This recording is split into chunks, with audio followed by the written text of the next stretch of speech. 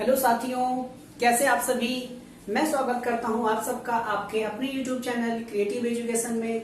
साथियों, जैसा कि हमने वादा किया था आपसे कि 10 जून को आपको लेके आने वाले हैं UP board class 10th mathematics पूरा सिलेबस स्टार्टिंग से। तो वो समय आ चुका है दोस्तों। आज 10 जून है। आज आपको मिलने वाला है वास्तविक संख्याएं, रियल नंबर्स। पहला चैप्टर है मैथमेटिक्स का स्टार्टिंग से। छात्रों, जैसा कि हमने आपको बताया था और जो हमारे पुराने छात्र हैं, हमारे पढ़ाने का तरीका उनको पता होगा कि मेरे पढ़ाने का तरीका क्या होता है, उनको अच्छे से आइडिया है। जो नए छात्र जुड़ रहे हैं या जो नए छात्र हमसे पढ़ना चाहते हैं, जो नए छात्र पढ़ेंगे, तो उनको हम बता दें कि हमारे पढ़ाने का तरीका सिर्फ यूं होता है कि हम सबसे ज्यादा कॉन्सेप्ट पर फोकस करते हैं। चूंकि आपका कॉन्सेप्ट एकदम बढ़िया से बिल्डअप है ना, तो सवाल करने में कोई परेशानी, कोई दिक्कत नहीं होने वाली है, ये मैं आपसे वादा करता हूं। चूंकि कॉन्सेप्ट ही हर एक चैप्टर का एक कॉम्बिनेशन पार्ट बन जाता है। अगर आप कॉन्सेप्ट यानी कि जो मैं पहले से कराता हूं, चैप्टर शुरू करने से पहले मैं इंट्रोडक्शन पार्ट कराता हूं। अगर इंट्रोडक्शन पार्ट आपको पूरा समझ में आ गया तो वही थीम है पूरा चैप्टर का, एक क्लू बन जाता है। जैसे ट्रेलर बन जाता है पिक्चरों में, पूरी पिक्चर का ट्रेलर बन जाता है, वैसे ये इंट्रोडक्शन पार्ट है, ये पूरा ट्रेलर बन जाता है कि मतलब हम आगे क्या क्या पढ़ेंगे। तो सबसे पहले दोस्तों हम आपको बता दें कि पहला चैप्टर आपका है क्या, वास्तविक संख्याएं। तो मैं स्टार्ट करता हूं बिना देरी के। छात्रों, मुझे एहसास हुआ था कि आपको ये नंबर्स के बारे में एक बार और चर्चा हम करा दें, क्योंकि आप जानते हो कि कक्षा 8 में भी आप पढ़े होंगे, क्लास 9th में भी आप नंबर्स के बारे में पढ़े होंगे, क्लास 10th में भी आप पढ़ने जा रहे हैं। तो क्यों ना एक बार और हम रिवाइज कर लेते हैं इन नंबरों सा कि क्या है नंबर्स का आखिर। तो पहला नंबर्स है आपके साथ प्राकृतिक संख्या, जिसको हम बोलते हैं अंग्रेजी में नेचुरल नंबर्स। क्या होती है साथियों, मैं आपको बताना चाहता हूं कि नेचुरल नंबर्स वे सारी नंबर्स होती हैं जो हमें नेचर से प्राप्त होती है। यानी नेचर से, तो नेचर से कैसे कि ऑटोमेटिक आप किसी बच्चे को या किसी छात्र को आप बोलोगे, छोटे बच्चे को, कि बेटा गिनती सुना दो, तो वो सुनाने लगेगा कि सर 1 2 3 4 5 6 7। आप कहोगे ठीक है वेरी गुड। तो वो 1 से स्टार्ट किया है ना कहीं 1 से जुड़ा है। तो जो नेचुरल नंबर्स है तो वहां से भी 1 से स्टार्ट होता है। ये चीज एकदम परफेक्ट इतना फैक्ट है। और आप सभी जानते हो नेचुरल नंबर्स 1 से स्टार्ट होती है, जो कि अपने आप में एक कंप्लीट नंबर नहीं है। कंप्लीट नंबर कब होगी, जब नंबर्स में 0 इंक्लूड हो जाता है, यानी पूरी नंबर हो जाती है। इस नंबर से आप चाहे अकाउंट नंबर लिखो, चाहे आप अपना मोबाइल नंबर लिखो, इन्हीं सारे नंबर्स की सहायता से आप पूर्ण संख्या की सहायता से कोई सा भी नंबर आप लिख सकते हो। ठीक है। अब आगे आती है सम संख्या यानी इवन नंबर्स।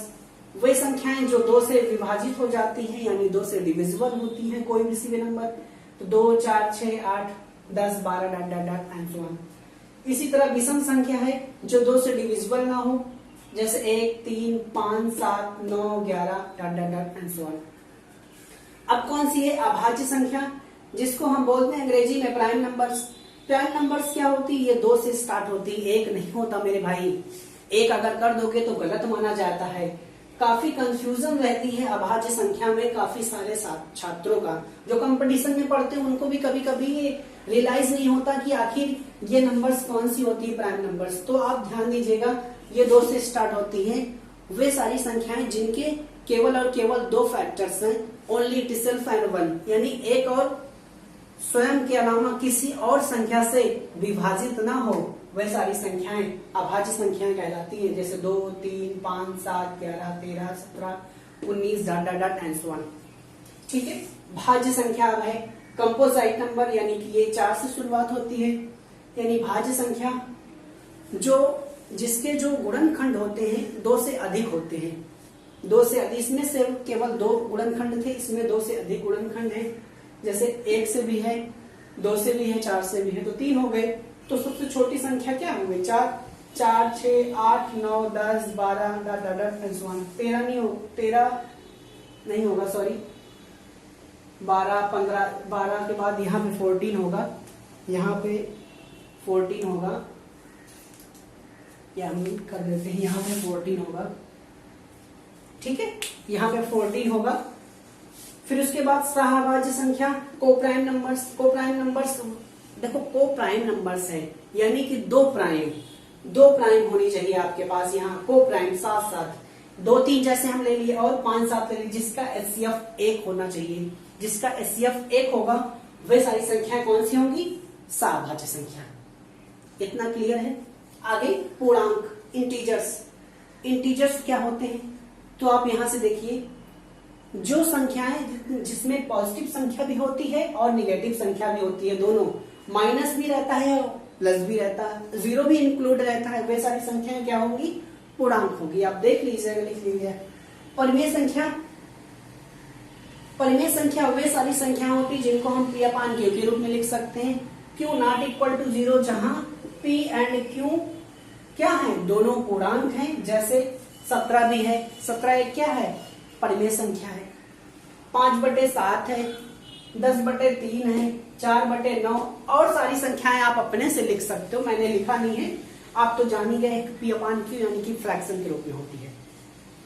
और आगे है अपरिमेय संख्या, वे सारी संख्याएं जिनको हम P अपान Q के रूप में नहीं लिखते हैं, जैसे ये इनकम्प्लीट नंबर होती है, ये √2 है, पाई है, √5 है, √7 एंड सो ऑन, जितनी भी सारी संख्याएं होंगी आप लिख लीजिएगा, काफी सारी संख्याएं हैं, कितना भी लिख दें, ठीक है। तो इतना क्लियर हुआ साथियों।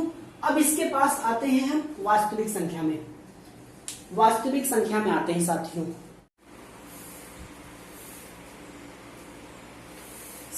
जैसा कि आपको अभी तक आपने सीखा कि नंबर्स के बारे में, सारी नंबर्स हमने सीख लिया था, लेकिन एक नंबर्स रह गई थी, एक नंबर्स, वो कौन सी नंबर है साथियों, रियल नंबर्स है। तो रियल नंबर्स कौन सी होती है, रियल नंबर्स कौन संख्याएं होती हैं, तो वे सारी संख्याएं होती है जिनको हमने परिमेय संख्या पढ़ा है, जिनको हमने फिर अपरिमेय संख्या पढ़ा है। तो जब दोनों को हम ऐड कर देते हैं, यानी दोनों को मिलाकर जो संख्या बनती है वो वास्तविक संख्याएं होती हैं, यानी रियल नंबर्स होती है। जैसे एग्जांपल में आपने परिमेय संख्या में 17 दिया था, 2/5 लिखे थे, 7/6 लिखे थे, यानी कि जो फ्रैक्शन के रूप में, जो P अपान Q के रूप में लिख सकते हैं, वो सारी संख्याएं भी वास्तविक संख्याएं होती हैं।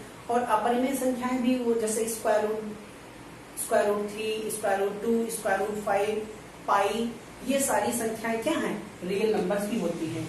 तो साथियों अगला हमारा टॉपिक है, जो मेन कॉन्सेप्ट है, जो इस चैप्टर का मेन थीम बन जाता है, वो है यूक्लिड विभाजन प्रमेय का, यूक्लिड डिवीजन लेमा।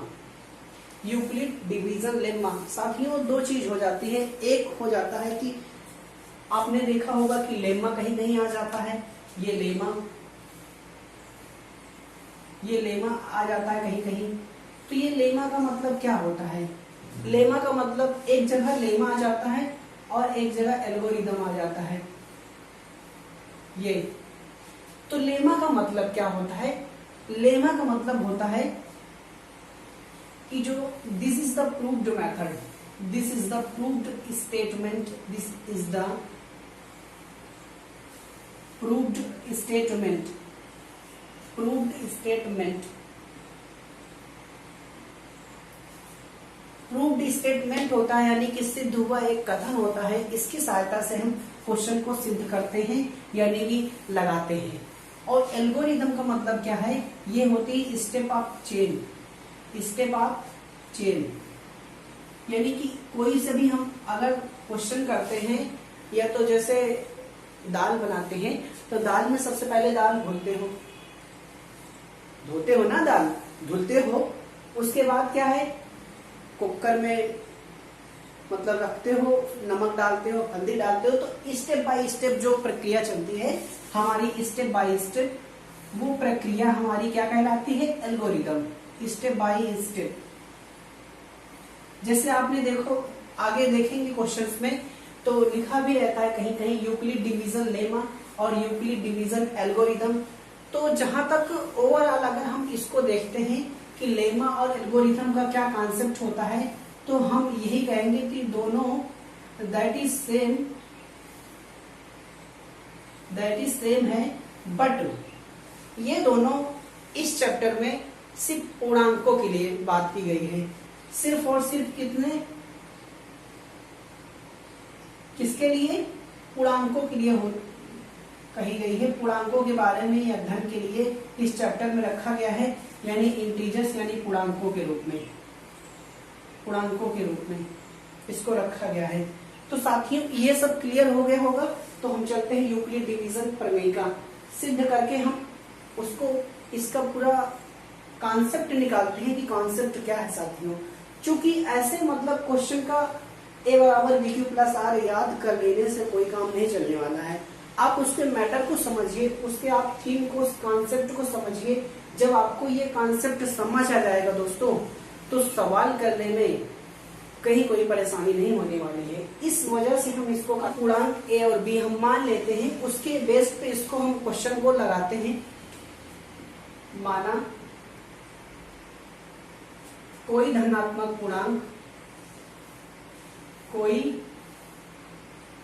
धनात्मक पूर्णांक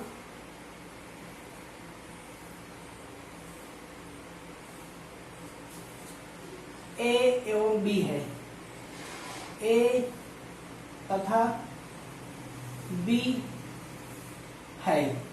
अब इसको हम क्या करते हैं कि जो संख्या ए है, पूर्णांक ए को बी से भाग देते हैं, बी से भाग देते हैं, यानी कि ए को बी से डिवाइड करते हैं। तो उसके बाद हमें क्या प्राप्त होता है, आगे भाग देकर हम देखते हैं। जैसे मान लो ये ए है, ए, इसको हम बी से भाग देंगे। जब इसको हम बी से भाग देंगे तो यहां से भी कुछ प्राप्त होगा, हमें भागफल के रूप में भी कुछ प्राप्त होगा। तो भागफल को हम क्यू से रिप्रेजेंट कर दे रहे हैं।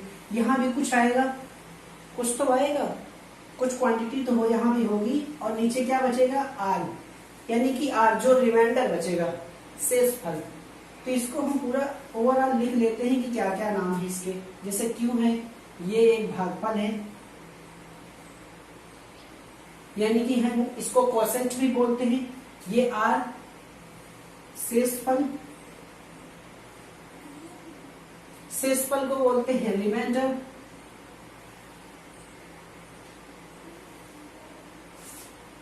आप लिख लीजिए, इसको कोसेंट बोलते हैं। ये चीज है आपका डिवाइजर, यानी कि भाजक। ये है आपका डिविडेंड,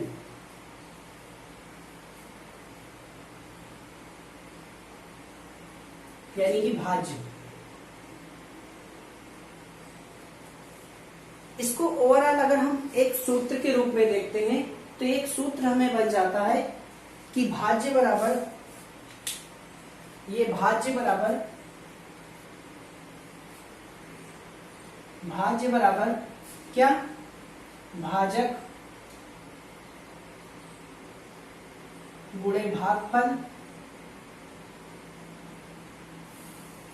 प्लस शेषफल।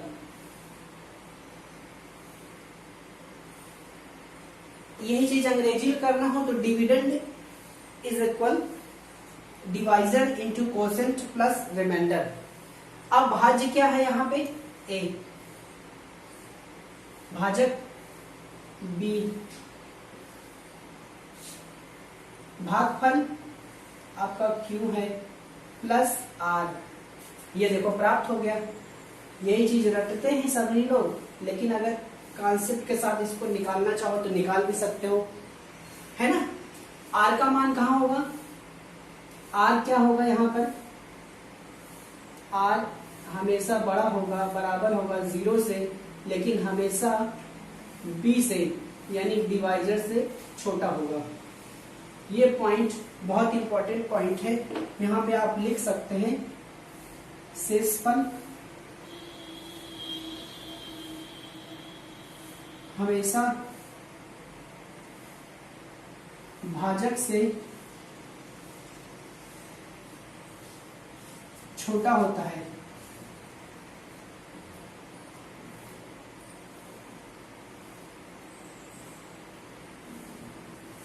जैसे हम आपको समझा देते हैं, यहाँ पे मान लीजिए ये 2 है, ठीक है, 2 से हम भाग दे रहे हैं ये 7 को, ठीक है। यहाँ पे क्या आएगा, 3 आएगा, क्वोशिएंट यानी भागफल के रूप में। 2 3 6, यहाँ पे 6 और नीचे ये 1 बचेगा। 1 क्या है, यही तो शेषफल है। तो शेषफल किससे छोटा आया, भाजक से। ये हमेशा छोटा होता है।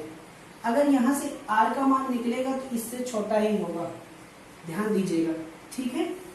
अब इसका उपयोग के बारे में हम लिखते हैं कि यूक्लिड विभाजन प्रमेयिका का उपयोग हम कहाँ करते हैं। तो उपयोग भी आपके लेसन में दिया गया है कि इसका उपयोग जो हम करते हैं, उपयोग यूक्लिड विभाजन प्रमेयिका से, यूक्लिड विभाजन प्रमेयिका से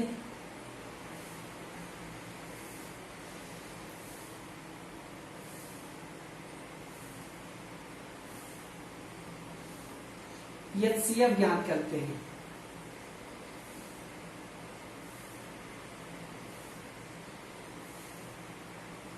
अब HCF कैसे ज्ञात करते हैं, ये चीज हम आपको बताने वाले। यूक्लिड विभाजन प्रमेयिका की सहायता से 18 और 24 का HCF ज्ञात करो। यूक्लिड विभाजन प्रमेयिका की सहायता से आपको ज्ञात करना है 18 और 24 का HCF। तो कैसे ज्ञात करते हैं, चलिए सीखते हैं साथियों।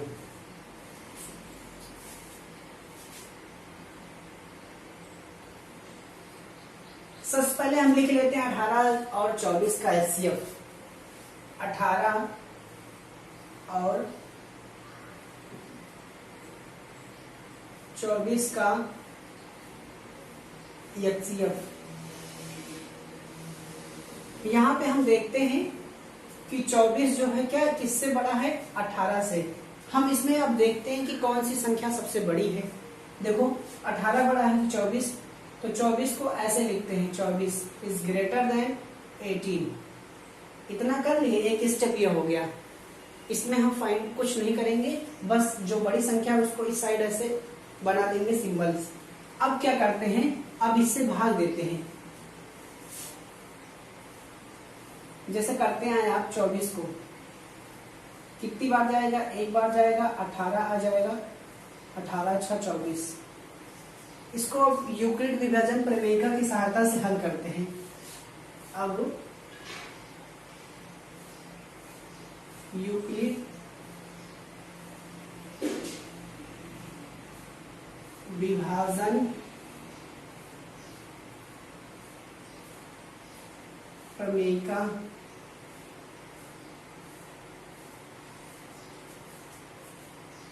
से आप इतना लिखना। उसके बाद क्या लिखेंगे, ये 24 इज इक्वल 18 भाजक प्लस शेषफल। शेषफल यहाँ पे हमने लिख लिया, यानी कि 18 से हम एक बार ये भाग दिए थे, एक ही बार गया था 24 को, फिर 18 6 24 बराबर हो गया दोनों पक्ष। किसके रूप में लिखा है, a बराबर BQ प्लस R। आपने जो अभी प्रूव किया था ये यूक्लिड विभाजन प्रमेयिका, इसी के सहारे हम HCF ज्ञात करते हैं। और अब देखो रिमाइंडर 6 है, यहाँ पे इतना स्टेप हम जाते हैं, इतना स्टेप आपको करना है, प्रोसेसिंग करनी है इतना कि जब तक रिमाइंडर आपका 0 ना आ जाए। जब तक रिमाइंडर आपका 0 ना आ जाए तब तक आपको हल करना है। यहाँ पे लिखना, चूंकि शेषफल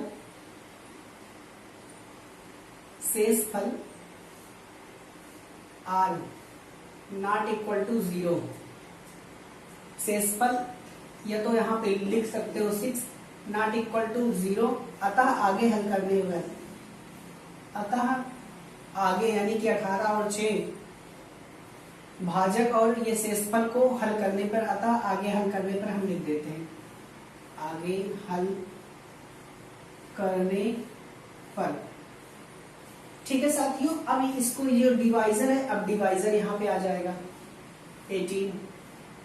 अब इससे भाग देंगे इसको, इसको भाग देंगे तो क्या हो जाएगा, यहाँ पे 18 है, 6 से डिवाइड करो कितनी बार जाएगा 3, 18, ये 0 आ गया। यहाँ पे क्या आ गया 6 इंटू 3 प्लस 0, अब हमारा 0 आ गया। काफी बड़ी संख्या होती है, एक स्टेप में नहीं होता, ये तो मान लो हो गया, नहीं तो हमको पूरे स्टेप करना रहता है, स्टेप बाय स्टेप। यहाँ पे क्या, चूंकि शेषफल 0 आ गया, अतः यहाँ पर प्रक्रिया समाप्त हो जाती है, प्रक्रिया समाप्त हो जाती है। एक पॉइंट और है, जबरदस्त पॉइंट है, लास्ट स्टेप का डिवीजर यानी कि लास्ट स्टेप का भाजक, यहां पे लिख लेना, अंतिम चरण का भाजक, अंतिम चरण का भाजक ही HCF होता है, HCF होगा। इतना लिख लिया आप, अब लिख लीजिए HCF ऑफ 18, 24 बराबर कितना 6, ये आपका आंसर आ गया। यही इतना करना था।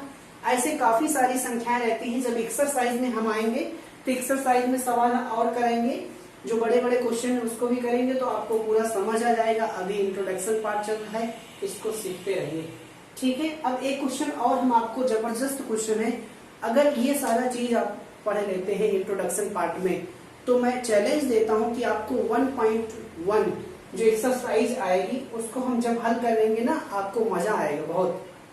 आपको पूरा ऐसा कॉन्सेप्ट आपके अंदर बिल्डअप हो जाता है कि आपको करने में कोई आसान दिक्कत आने वाली नहीं है, ठीक है साथियों। एक सवाल मैं और आपको जबरदस्त करा देता हूँ।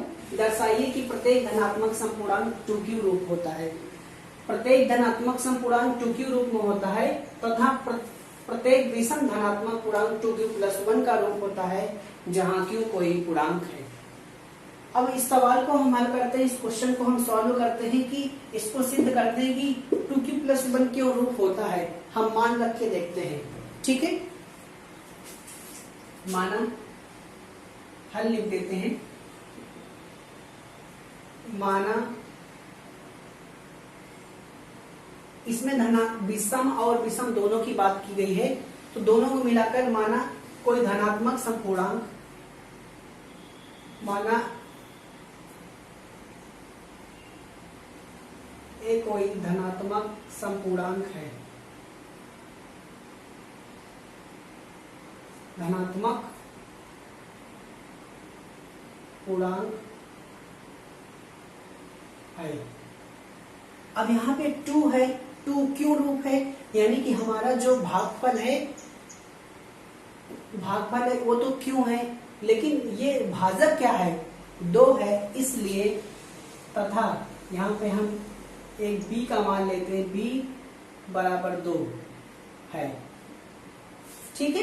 b 2 है, इसको 2 क्यों मान लिए, 2 क्यों मान लिए, क्योंकि यहाँ पे है 2, यहाँ पे है, हमको इसी के कार्डिंग निकालना है कि 2q रूप होता है, 2q+1 का रूप होता है, इसलिए हम b बराबर 2 रख लिए, ठीक है। अब निकालेंगे यूक्लिड विभाजन प्रमेयिका से। यूक्लिड विभाजन प्रमेयिका से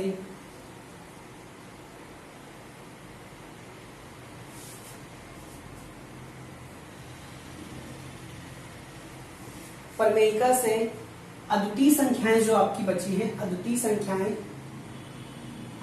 संख्याएं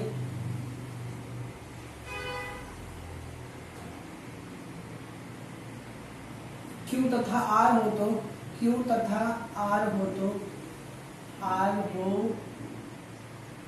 तो क्या बन जाएगा एक फॉर्मूला, A बराबर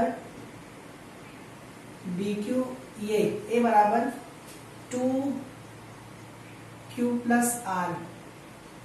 ये हमारा फार्मूला बन जाएगा। इसको हम इक्वेशन नंबर फर्स्ट भी दे देते हैं। ये फार्मूला हमारा यूक्लिड विभाजन प्रमेय से ये फार्मूला बन गया। अब इसमें हम क्या करते हैं, आर का मान क्या होगा, हमने आपको बताया है कि आर का मान इसमें डिपेंड करेगा किस पे, ये तो 0 से हमेशा बड़ा भी हो सकता है और 0 भी आ सकता है, यानी कि जो शेषफल है हमारा ये 0 से बराबर भी हो सकता है और 0 से बड़ा भी, लेकिन हमेशा b से यानी 2 से छोटा होगा। जब 2 से छोटा होगा तो r का मान हमारा क्या निकलेगा, r का मान निकलेगा 0 निकलेगा और 1 निकलेगा, 0 आएगा और 1 आ जाएगा। हम r का मान समीकरण 1 में रखेंगे, है ना, समीकरण 1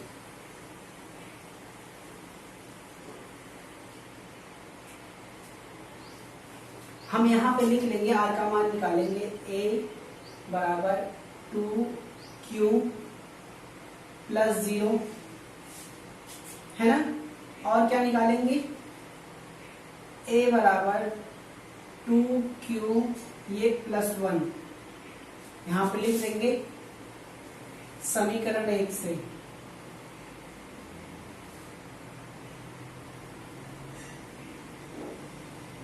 समीकरण 1 से अब आप मुझे खुद बताइए साथियों, a बराबर ये 2q हो जाएगा, यहाँ पे ये 2q प्लस 1 है जो कि एक सम है, सम है, ये क्या है, एक विषम है। क्यों है, अगर q का मान कोई सा भी आप रखते हो, 1 रखोगे तो भी 2 आएगा जो कि सम है, यानी 2q के रूप में होता है, ये सम के रूप में होता है, हमने ये सिद्ध भी कर दिया। ठीक है साथियों, हम मानते हैं, अतः यहाँ पे लिख लेंगे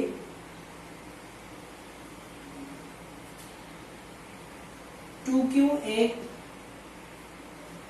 सम धनात्मक पूर्णांक है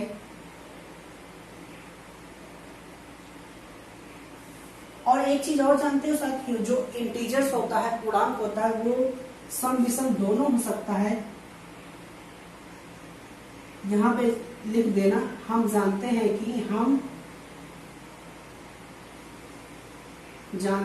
कि पूर्णांक सम तथा विषम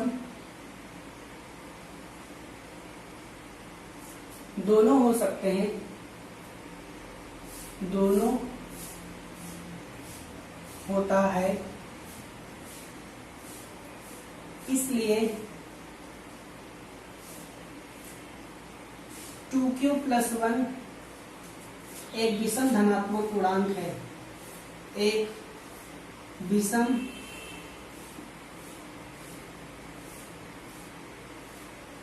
धनात्मक पूर्णांक है। ठीक है साथियों इतना तो आपने सीख लिया, लेकिन आपने सीखते सीखते ये भूल गए, आपने वीडियो को लाइक भी नहीं किया। अगर जो छात्र वीडियो को लाइक नहीं किए तो प्लीज लाइक करिए, सब्सक्राइब ना किए हो जो नए छात्र हैं तो प्लीज चैनल को सब्सक्राइब कर लीजिए, ताकि हमारा जो कॉन्फिडेंस है, आपका हमारा मोटिवेशन है आपके प्रति बना रहे, हमें ऐसी चीजें और लाने के लिए हम प्रेरित रहे। ठीक है साथियों, तो आज के लिए इतना ही। जो इंट्रोडक्शन पार्ट है हमने करा दिया बढ़िया तरीके से। अब जब हम एक्सरसाइज में आएंगे 1.1 तो आपको पूरा समझ में आने वाला है और गर्दा गर्दा आप मचाने वाले हैं। साथियों प्रॉपर आप नोट्स बनाइएगा, जो दिक्कत है, जो परेशानी है, जो डाउट है, प्लीज कमेंट में करना और कमेंट में लिखना ये कि वीडियो हमारा कैसा लगा आपको, प्लीज कमेंट करना और अधिक से अधिक दोस्तों में शेयर करना। ठीक है साथियों, okay, bye bye, take care.